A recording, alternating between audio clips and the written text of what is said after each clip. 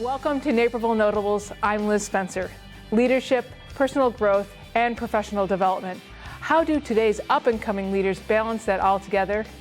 I find out the answer to that question as I talk to 4 winners of the 4 Under 40 Award presented by the Naperville Area Chamber's Young Professional Network.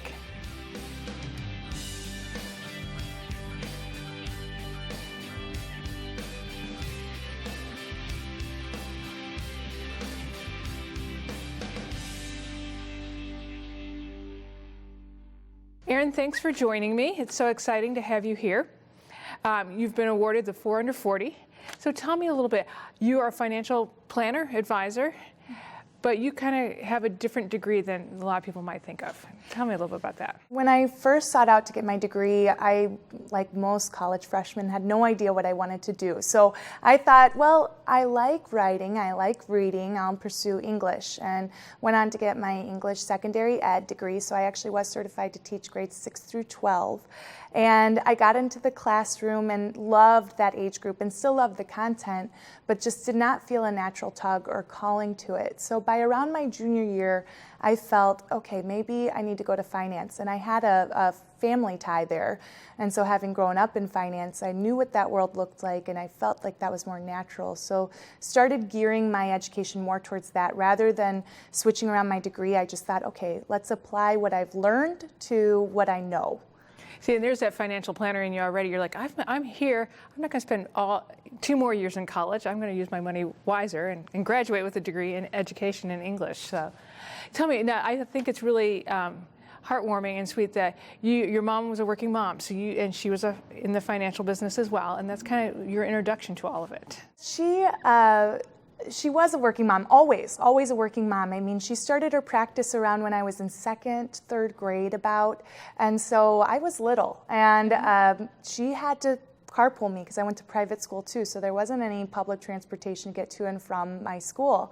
And so I was sitting at the base of her desk while she was cold calling and designing financial plans and occasionally meeting with clients if they gave her permission for me to be in there. So I saw it from grassroots up how she did it, and I knew what it took to build a business from little on, and it was an extraordinary example of how hardworking women can make it in the workplace. And that was during a time when finance especially was very male dominated. Yes, I was going to say that yeah, your mom was really a trailblazer when it came to that industry of breaking in. Oh, absolutely. Yes. And she sits among some really amazing women. We're actually blessed to have a mostly female office. Not that there's anything against the guys, but right. It's unique. We're still a minority in the financial industry. So to be in an office that's mostly women is definitely a rare quality.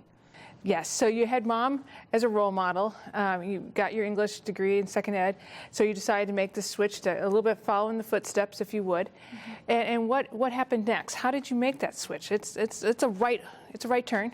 My mom had quick success. She's a hard worker. She had watched her dad build a practice. His was real estate, not finance. So she knew how to get it cranking, and she was taking off in her business. Now, when I was that junior in college and knew that I was heading towards finance, she actually transitioned her practice from a former firm to Raymond James. And when she did that, it was like all hands on deck. This was essentially the family practice. We needed to help with everything. If it meant moving furniture, if it meant filing away paperwork, whatever it had been. Now, I had pretty much grown up working in the office at this point, just doing, side jobs and stuff like that. But it was then that I really liked the hustle and bustle of it. Most people don't like transition phases, especially in a time like 2008 during the financial crisis. But that was when I really knew, okay, this is when it's got to happen. And actually, Raymond James took knowledge of that because the industry also has a shortage of young people. Yeah. And so, in fact, the average advisor is over 50 years old. Right. So they're like, okay, we need some young people who actually want to do this because it takes a lot of tenacity. And that's when I thought, all right, I can do this. Now, she wasn't going to hire me fresh out of college. She wanted me to go cut my teeth on something different. So I finagled my way into the residency program, which was applied to through the headquarters. It wasn't through her. She didn't even write any sort of letter recommendation for me. I did manage to get Vicki Campbell, the branch manager, to kind of vouch for me because she had seen me work enough. And that's how I started making my trail. I went through the residency program for a year where I worked with elite planning experts, estate planning specialists, CPAs, tax planners, financial planners who work with high net worth cases, and really, really got to know the nitty-gritty of financial planning outside of the sales capacity. And this was all 2008, you said?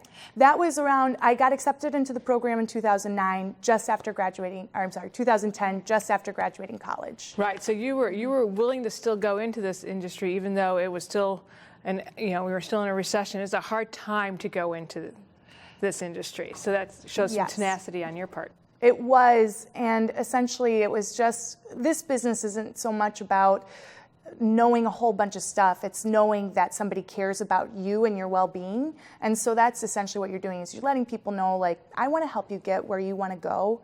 And that may mean investing in stocks, that may mean investing in bonds, or it may mean, no, we're going to actually just save money or do a different strategy, or it may mean reducing debt. It's just really putting the client's interests first. There's no one-size-fits-all strategy. So what you're really going out there to tell people is, hey, we care and we want to make sure that you get where you want to go. And is that part of your leadership style? Let's talk a little bit about your leadership style. I suppose it's innate in me to want to see people get to that next level, and naturally I want to get to the next level too. And so anyone around me, they either love it or hate it. I'm going to push them or pull them uphill.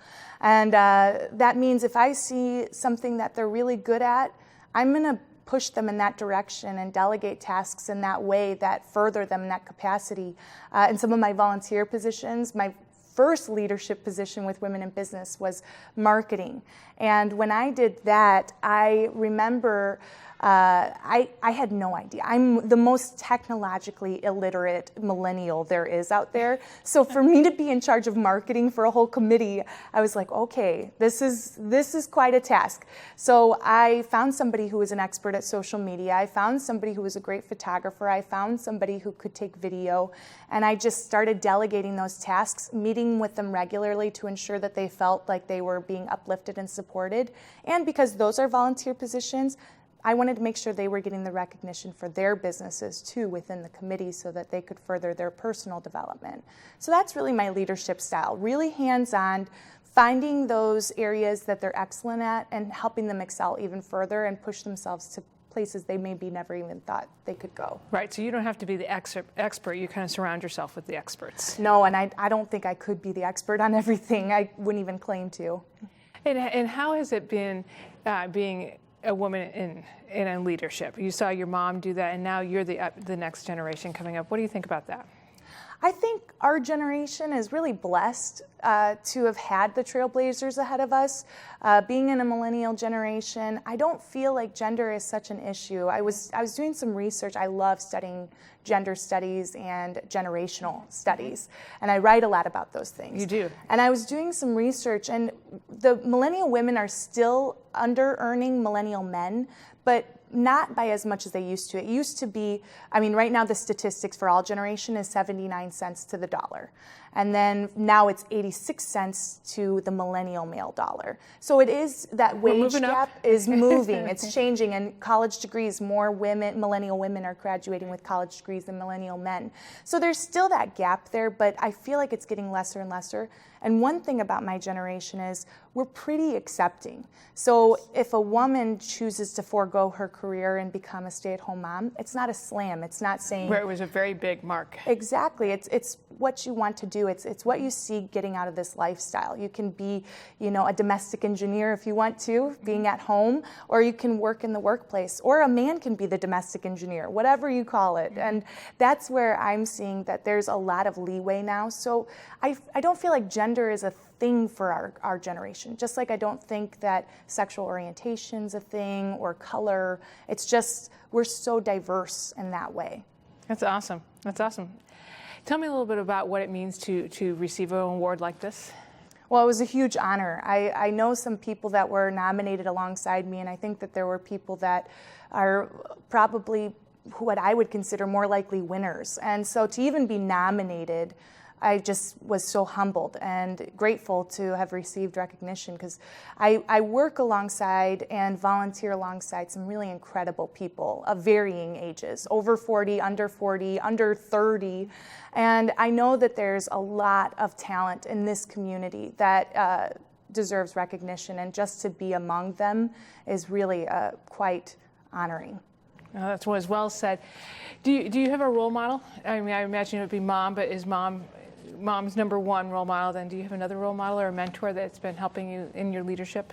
I have a really strong faith background. My dad's actually a pastor, and so I'm very blessed to have two parents who are both role models in very different ways. Very much. My dad has built churches from the ground up since I can remember. And I've been a part of those as well. You know, as soon as I started walking this earth, I was working, you know, and I think that's a good thing to do. You know, if I wasn't working in the office, shuffling away papers and notes, I was on the streets handing out door hangers for Sunday morning church services.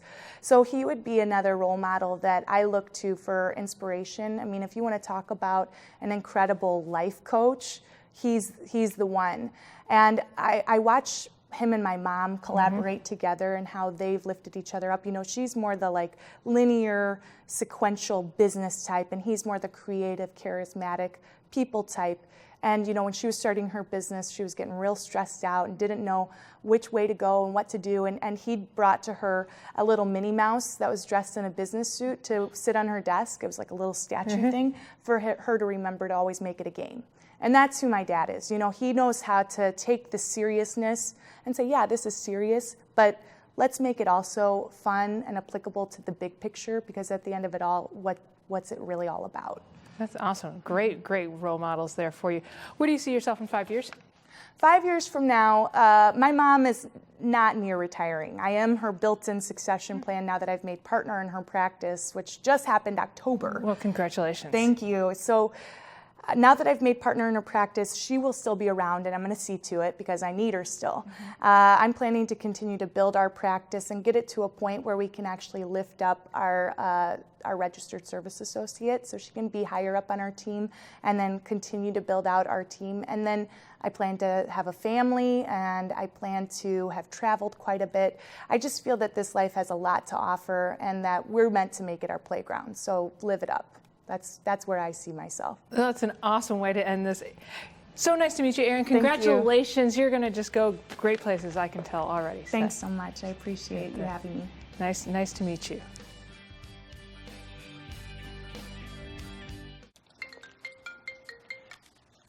Hello? Who is it? It's BMO Harris. It's an automated call asking if we have any questions about the new checking account. Nice. Oh, this is clever. The robot or whatever just acknowledged I called it automated. Now it's saying I'm a human. Could it actually be human? Oh, I am so sorry. That's okay. It happens all the time. That feeling you get when you discover a bank built for you, that's the BMO effect. BMO Harris Bank. We're here to help. This season, let Continental Motors of Naperville put you in the driver's seat. Our dealerships offer a great selection of Acura, Audi, and Mazda vehicles to meet your needs. And with more than 200 used and certified pre-owned vehicles to choose from, we can meet any budget. All come standard with our legendary Continental customer care and enduring commitment to our community. Continental Motors of Naperville on Aurora Avenue will get you to the game in style.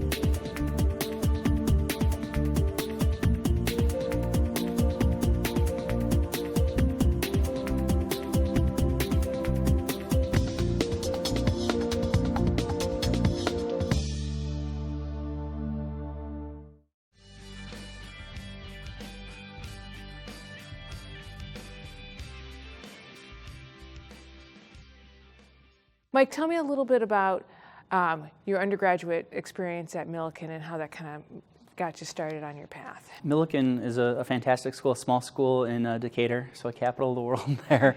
I had chose it. I was looking at a number of schools, but they had a really great theater and music program, and that's at the time what I was really passionate about.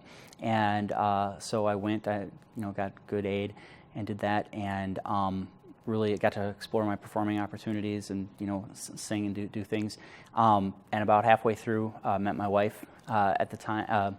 And just kind of made the decision that I didn't want to be performing and working nights and weekends all the time and doing that. So my dad has always been really practical too, and it's like you should have something else as a backup. And I decided to add a business major, and so I kind of went through that as a double major, and ended up graduating with my business degree and a vocal performance minor. So it was great though. I wouldn't trade it for the world. I learned a lot of great things there. I had fantastic professors.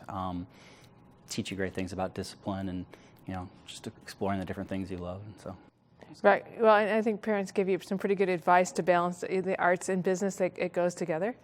It goes together. So you graduated from Millikan, and then what was your next step? Well, when I got out of school, I really wanted to either do like management consulting or I wanted to work for an arts organization. And my wife and I both wanted to move to the Chicago area, and just were really curious about the western suburbs and the city. And it so happened that I applied for a job in the paper with my present employer, the DuPage Foundation. Dave McGowan, our president there, he and I had connected, and it was just a really exciting opportunity because it combined a lot of the things that I loved. We support a wide variety of organizations throughout the county and beyond here, but arts organizations, health and human service, the environment, those sorts of things. So it gave me the opportunity to support those groups, utilize some of my marketing and PR skills, and it was just a fantastic first job. Learned a lot of great things there, and it just kind of set me on my path for my career. It also gave you an idea of what else you needed to do or add to your... Yeah, it did. I was working in their development department, and we were a lot smaller then at the time, but I was exposed to a lot of fantastic people. The foundation really specializes in helping people accomplish their charitable goals. And we work with a lot of folks when they're doing either their estate planning or their year-end tax planning and that sort of thing. So for me, I wanted to have a better sense of those different, disciplines, and really to be able to make, informed, recommendations, or at least talk through options with folks. And so that's kind of what inspired me. So I went to law school at Loyola with going in thinking that I was going to really focus on estate planning, and as I got there, figured out just through exposure that I was really interested in pursuing litigation. I'd always been interested in that a little bit, and it was an opportunity to kind of explore that, and so kind of went that path. I was working still pretty much full time at the foundation, and going at night, and about halfway through, I switched over and started clerking at a firm downtown. I was really fortunate. A really great friend of mine was a partner at a firm downtown, and gave me a great opportunity, and I learned so much from him, and we did that. I did that for a couple years, just really focused on that, and then I went and practiced for a while. But I found that the hours were not optimal. Being a litigator, it's very exciting. It's a lot of fun. You get to do a lot of different things and learn about a lot of different subjects that you wouldn't otherwise do in your daily life. But my wife wasn't too happy with the hours that I was keeping either. Working, it was a lot of 70, 80-hour weeks at the time. So fortunately, I'd stayed involved with the foundation, and an opportunity arose. The guy that had succeeded me, Jeff Hartman, who's actually the president now of the Fox Valley Community Foundation. We kind of switched and came back. But an opportunity opened up, and I had kept in touch with Dave, and he asked me if I might be interested in coming back, and I was happy to, and it's really been a good fit. The foundation has just grown by leaps and bounds since I started back in 2003 to the present. When I started, I think they just surpassed 10 million in assets, and now we're at about 63 million, and just actually as of this week have now granted $25 million on behalf of the community, and for causes that are matter to our donors. So. Right. Well, it's a fantastic foundation. It makes a great impact. So you've got your music degree, your love for Millikan with a business degree. You combine that, some good foundation experience, added some law into that brings you almost full circle to what you're doing now. How did you get all of that to work together to help you with your job right now? I mean, well, I think the studying the music and the performing and all that, I think is really helpful. I mean, to be a musician and do that, I think you have to have a lot of discipline and tenacity, and passion. And I think I'm definitely still very passionate. I think I like to channel my passions in different ways. But at the foundation, I have such a strong belief in our mission and what we do, and it ties really well with law. In law, I always enjoyed the problem-solving aspect and helping clients and figure out solutions and try to settle cases that should be settled and try to avoid all the messy litigation and all that as the best we could. And with the foundation, it's really my role now, really trying to help people problem solve. Still, the problems are different. But it's folks who have a genuine interest and they want to do something meaningful or impactful to either for themselves or in honor of a loved one or someone like that, and they have an opportunity, and so they come and talk to us, and we're able to really match their interests with needs in the community and even beyond. So folks, maybe they're doing their estate planning and they know that they don't want to leave everything to their kids, or their kids are well taken care of. And they've got 2 or 3 organizations that they really care about a lot and are involved in and want to see them continue in perpetuity. So they might set up a fund with us where they can carve out like a portion of their estate to provide this really extraordinary lasting gift or to do something that they've always wanted to do. So it's neat to explore that with people here, the things that excite them or that have had an impact on them, because a lot of times I find that kind of will guide their philanthropy a little bit too. Sure. So. That's nice. And how does your you applied for this award? You've got this award. Congratulations. How does this impact you now? I didn't apply for it. I was really they took me by surprise with that. One of my committee chairs for we have a professional advisor committee, folks, estate planning attorneys and wealth managers and accountants and folks that I will plan programs with and do something. And Del Cook, who is a fantastic attorney and a good friend of ours. She had nominated me, but I was extremely surprised and humbled by it, because in my job, I get to see every day all of the great people in our community that are doing fantastic things, and I know it's just DuPage County is chock full of them, and so I'm very honored to be recognized for having some sort of impact in doing that. I'm hoping that the goal at the foundation, and my goal is always to try to get people engaged and involved, and get people thinking about how they can give back, and doing it for the causes that they love too, because I think that's when you can have the most impact, if you can match that up, and then it's not work. Mm-hmm. You're exactly right. It's not work when you love it. Yeah. And I can tell that you really dive into things because you're willing to do the 70, 80-hour work week, whether it be at law school, or even you were thinking about it being in the music theater. So that's important. Have there been mentors or role models along the way for you in leadership that have impacted you? There have been several. I've been really fortunate in my life. I can think back to just even being a kid. My grandfather, both grandfathers actually, but particularly my mom's dad. He was just a really neat guy. But I remember he taking me around when I was a little kid, and he would have these sayings, and it's not like, it's going to sound really kind of like cliche or goofy, but I remember like being like 5 or 6 and not even really understanding, but he'd be like, the acceptance of responsibility is your right to greatness. And it's just like, okay, what does that mean, Grandpa? But then, you think about it later on, and, eventually you take that to heart. My mom and dad are always both really incredibly hard workers, and my mom was really active in the community, and I think set a really good example with that. Professors in undergrad, we were talking earlier, Brad Holmes, he was actually my conductor for university choir, always talked about how if you really want to make an impact or do something great, it's not about just doing that one big thing, but it's doing all the little things every day, and because those all total up.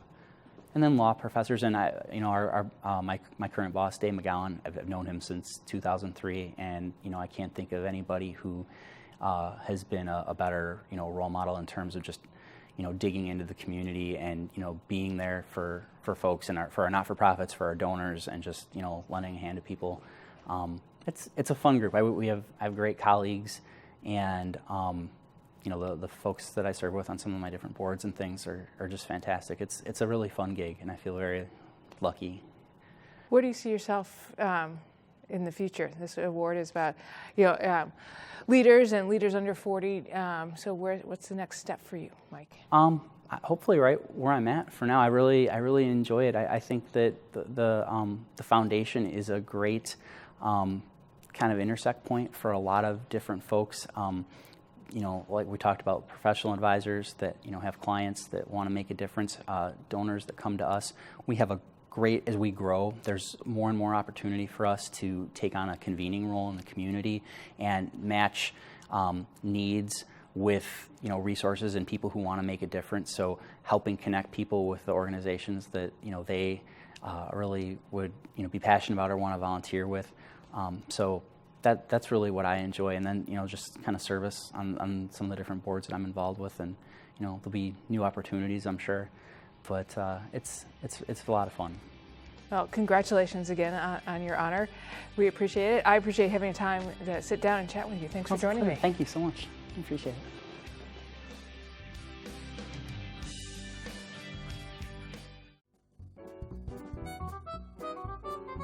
Shop downtown and experience the vibrant, bustling center of Naperville. Over 100 shops, from longtime favorites to wonderful new additions. And after shopping, grab a bite to eat. With over 40 restaurants and places to enjoy a sweet treat, there's something delicious for everyone. Day or night, come explore all that's new in downtown Naperville. Tour down memory lane with the Naperville Trolley. Join us for a 1-hour historic tour throughout Naperville, or book your own special event. Bring your friends and come aboard the Naperville Trolley. First Community Financial Bank.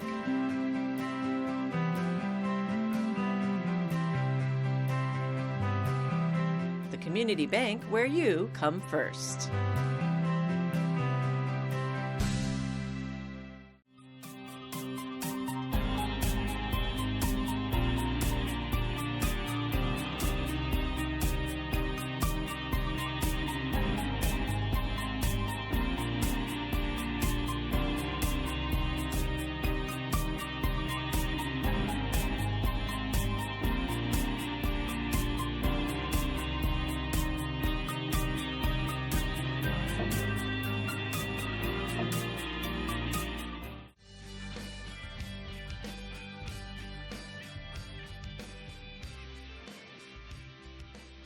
So Lauren, tell me a little bit about your North Central experience. How did you find North Central?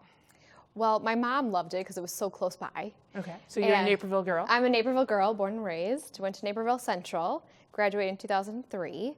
From there, I decided I wanted to do musical theater. I wanted a degree that was actually both music and theater. Okay. So that sort of narrowed my options down. And the other university I looked at was in Iowa, and obviously that was a little far from my family. So North Central was the perfect fit. They have the actual musical theater degree. It was close to the city. I got to do my laundry at home, so it had the best of both worlds. That's great, and they have a wonderful program there. They do. And it's really, musical theater has really come on as a degree and as a major. So you graduated and off you went, but still the passion for it, but you found yourself doing something different. Tell me about that. How did you make that transition? It was one of those weird transitions that sort of was meant to be. I just needed a full-time job right out of school. Those things help. Yeah. I decided that I didn't necessarily want to do theater full-time. It's a hard life. It is. And I didn't really want that for myself. So I just needed some job, right, to figure out what it was. I ended up at the YMCA because my mom had previously worked for them as a consultant directing the Follies for them a number of years prior. And they just needed a development person in the office doing the data entry, doing thank yous, helping out as needed. So it was a basic entry-level job, but my boss was also a North Central alum, which sort of got me in the door, which was great. I quickly realized that development work was public speaking. It was telling a story, which is what theater is, public speaking and telling a story. So it was a natural fit, and I quickly fell in love with development work and the storytelling aspect of it. It is. It's amazing what a theater background can do. People often think, especially parents, or you hear, oh my God, my kid's going to theater, or worse, my kid's going into television. Oh, even more panic. Yeah. But it really, even if you don't choose that career ultimately, because as you mentioned, it's a little bit of a tough path. Yeah. And sometimes, and we're going to have multiple careers too, so you may start out in transition. Those skills cross over so many things. Yes. And so that over to development is not out of the bounds at all. Exactly. And I knew I wanted to make a difference in the world, so nonprofit work was also another natural fit that sort of just happened, that I didn't know was going to happen, that I love. That's great. And so we started at the Y. You actually got a little taste of several not-for-profits before we end up at where we are now. So tell me a little bit about that journey. Yes. So in 2011, the Y merged with the Metropolitan Y.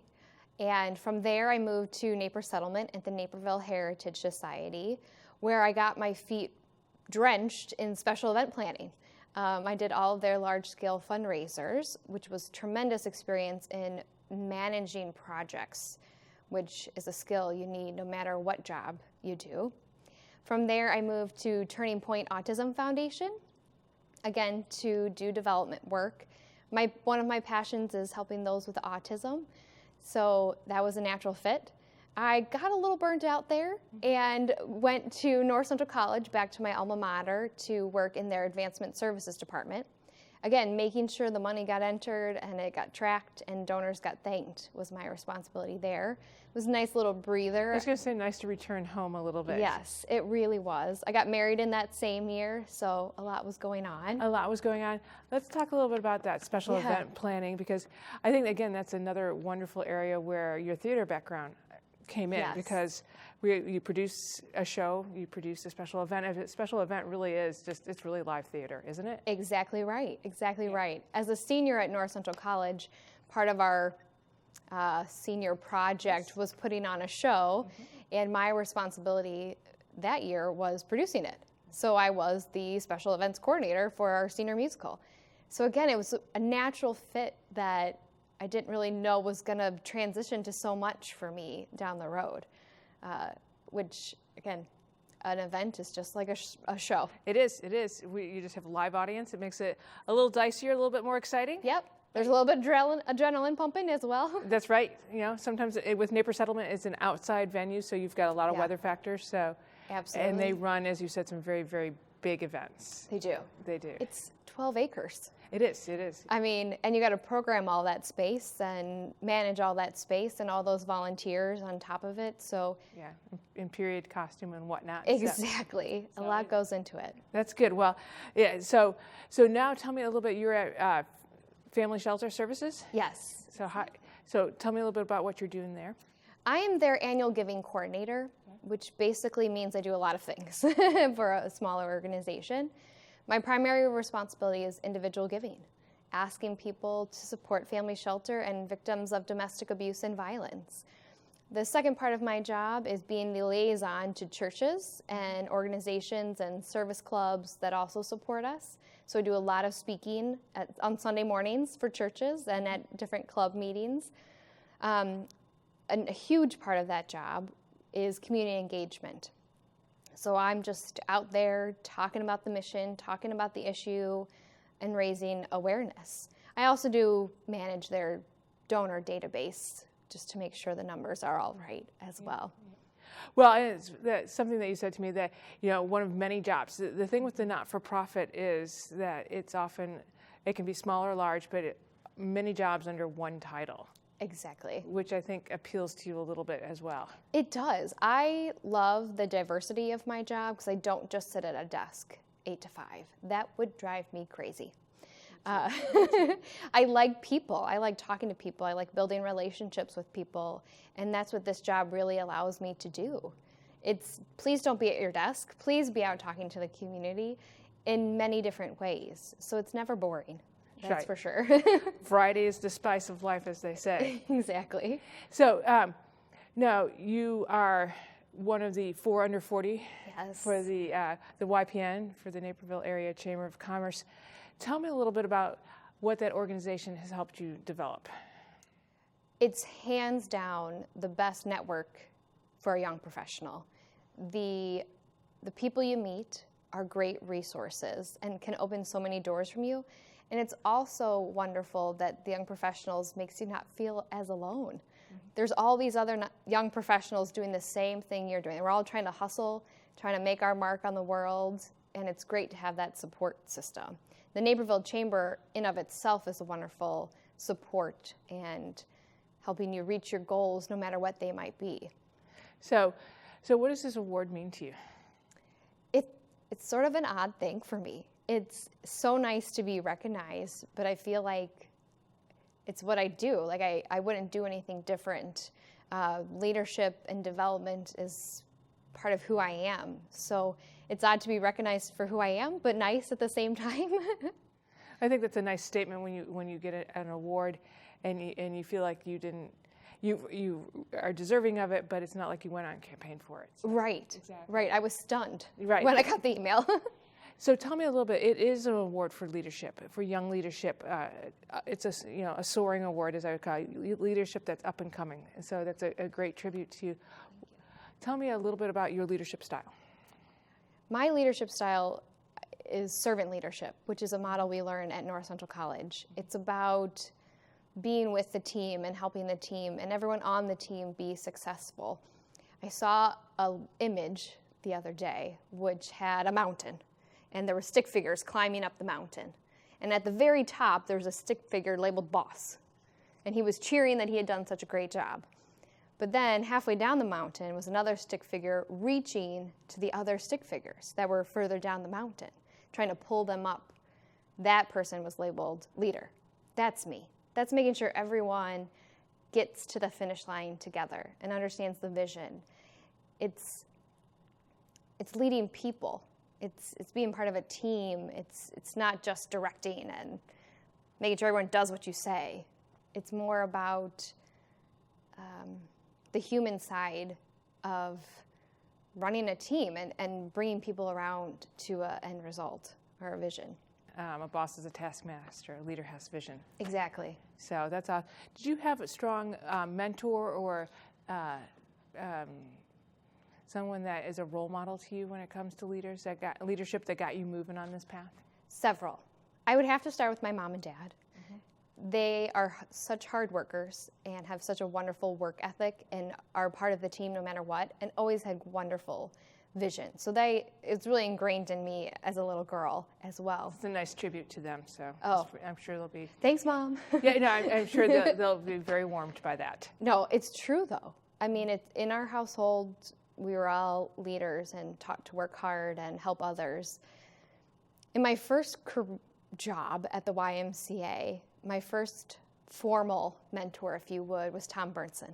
He was the former president and CEO, and he exemplifies what a leader is.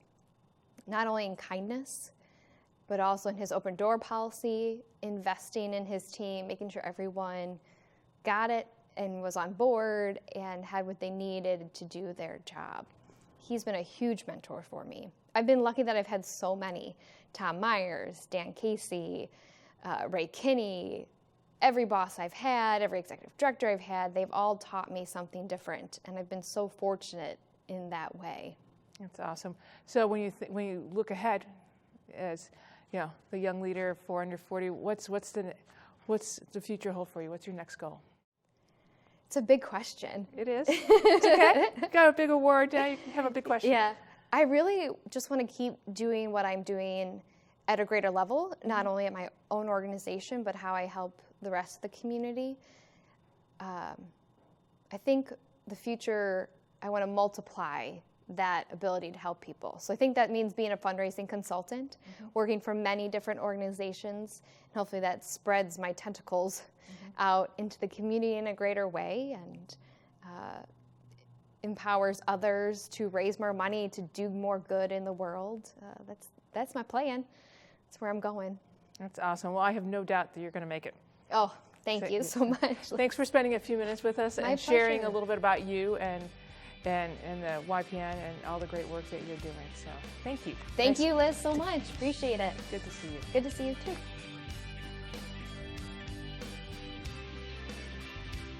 So, you are all set with your mortgage. Congratulations. You have been so helpful, Brian. You've answered all our questions. Thanks. That's very What important. was it like for your siblings growing up with a mortgage prodigy? Did you have to wake up early to train at mortgages? No. At BMO Harris, we all focus on making everything go smoothly. Actually, when I was a kid, I wanted to be a cowboy. A mortgage cowboy? Yeah, kind of. That feeling you get when you discover a bank built for you? That's the BMO effect. BMO Harris Bank. We're here to help.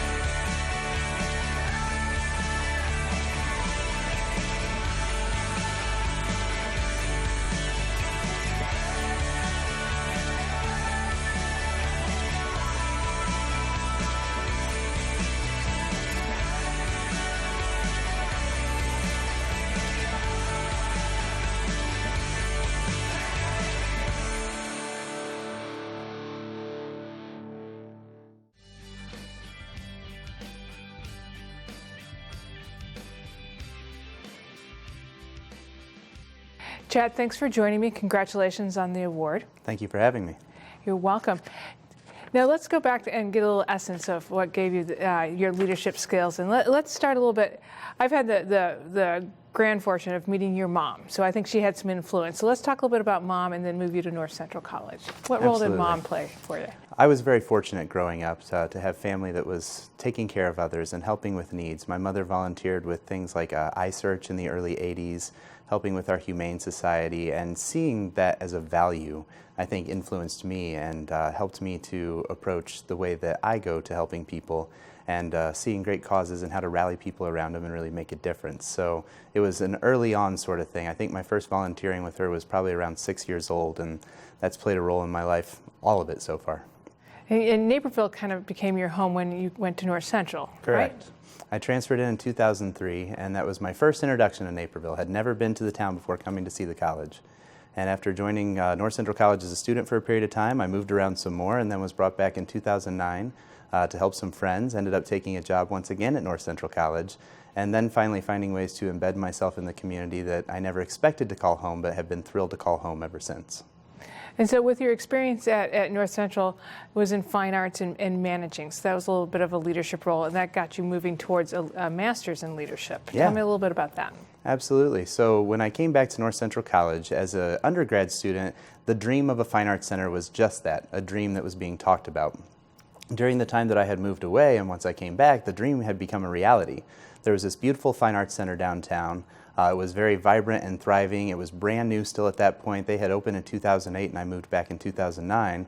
And it so happened they had a place where I was able to come in and start working at the Fine Arts Center and develop leadership within the student staff that they have there, and also with the development of the program, learning how the Fine Arts Center was going to play a pivotal role in our community and what it provides for it. So that was phenomenal for me to get to be connected to so many other groups and organizations that were taking advantage of what the college had to offer there.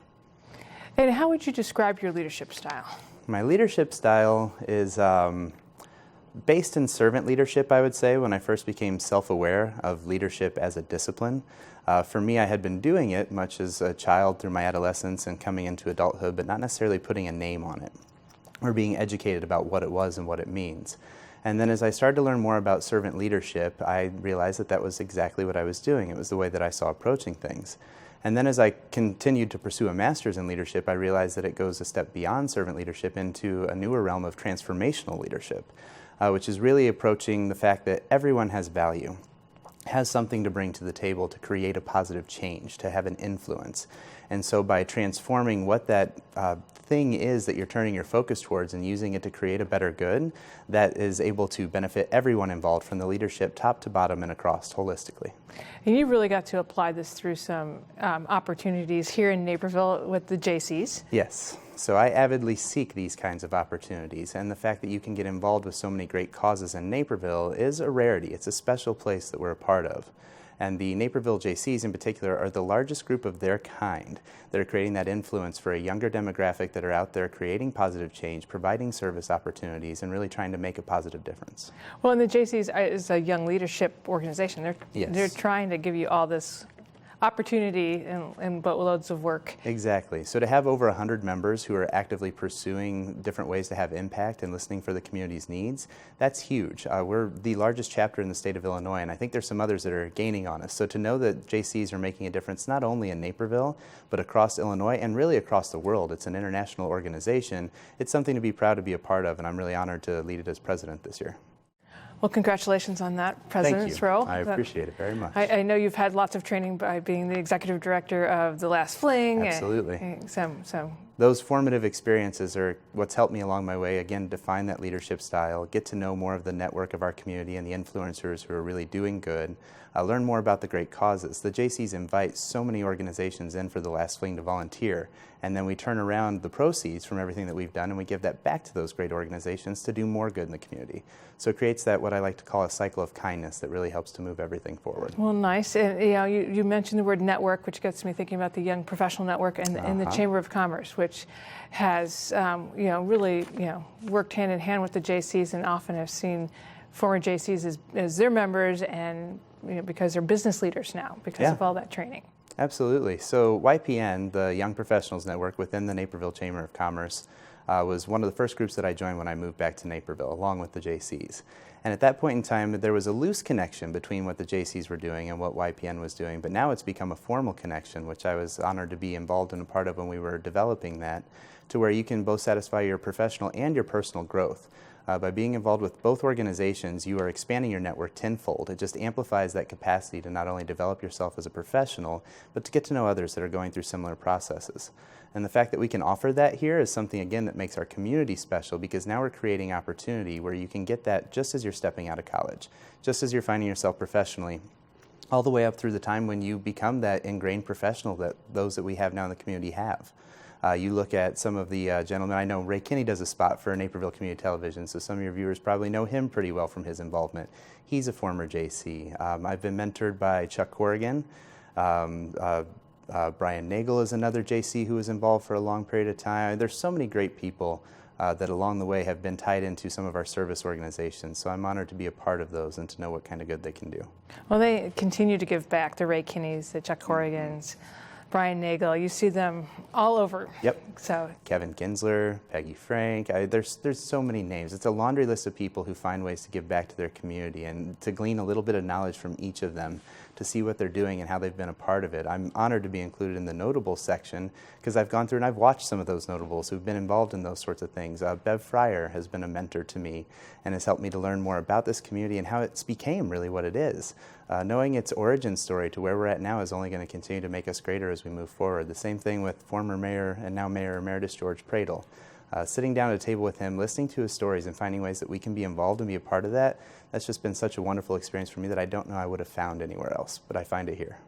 What does this award mean to you? You've been recognized for 4 under 40, that they're saying, hey, you've got leadership skills and we're recognizing your contributions, and more importantly, we're recognizing your potential and your future. It's humbling. And I'm very honored to be included as part of it, especially knowing that this is the first and inaugural group. I think it's important to highlight the good works and great acts that are happening in our community. And so to be considered a part of that when I know so many others that are also doing great things, it's thrilling. And I hope to share that with each of those folks and look forward to honoring the next group and to finding more of those that are moving and shaking and making positive change in our community so we can celebrate them as well. Where do you see yourself in 5 years? I mean, now that you're recognized as this up and coming leader, what's your goals? What do you hope to do? Looking ahead, I'm not entirely sure what my career path may have in line for me, but I know that I want it to be something that is going to be long-term giving back for both myself and my growth and the community that I'm a part of. I have a very wide skill set, and I've been involved in a lot of different opportunities for which I'm very fortunate. And as I've continued my professional development, I have seen these different paths that may be available to me, but I don't know that I've selected the one in particular yet. I'm very excited about civil service and looking at what avenues those might be available to me so I can continue to be a public servant in whatever capacity that might be. I've been fortunate enough to be working in the not-for-profit world and to see what those organizations are capable of. And I also want to grow myself as a professional to find a career that is involved with that in some capacity, that's giving back to the community, so that way it's not just long-term for me personally, but I can also tangibly see what kind of good acts come from it. Those are some pretty lofty goals. How do you balance that in with life? I mean, that is a tough act. Balance to me is fulfillment. So it's that self-awareness of what it is that's going to fulfill you and nourish you. And that's something different for everyone. So sometimes in all my running around and do-gooding, my friends may feel a little bit slighted from the way that I spend my time, but I remind them that they can come and be involved and be a part of it. This is what fulfills me. This is what keeps me balanced and kind of keeps my soul fed in a way that I know that I'm looking forward to doing more of it. It's not a takeaway. Volunteerism for me has just been a natural state of being engaged, helping others. That's something that recharges my batteries and helps to keep me balanced. Knowing realistically that you can't do that all the time, I also find other ways. I like to throw a kayak in the water and float down the river to kind of clear my head, or try a yoga practice or some meditation, some other things too that you can throw in there, tips and tricks. But in the end, I think it's all about figuring out what it is that fulfills you. That fulfillment and what's nourishing you is going to help to keep you balanced no matter what path or what profession or what realm you're in. As long as you're doing that, then you're on the right track. Does that all tie back to family and the values that mom and dad gave you off the top? It's a big influence on it. I try to consider myself having an attitude of gratitude or an emphasis on kindness. Those are two things that really motivate me, and so I try to connect that to others and connect it to everything that I do. And so being grateful for even the difficult stuff, even the things that not necessarily you want to go through, creates a higher level of awareness, I think, for appreciating the goodness that does take place in your world. And I would say I definitely got that from my family. That's great. Well, Chad, thanks for stopping by and sharing your story a little bit. We wish you a lot of luck. Congratulations. And we're going to be looking for great things from you in the future. Thank you for having me. I appreciate you very much.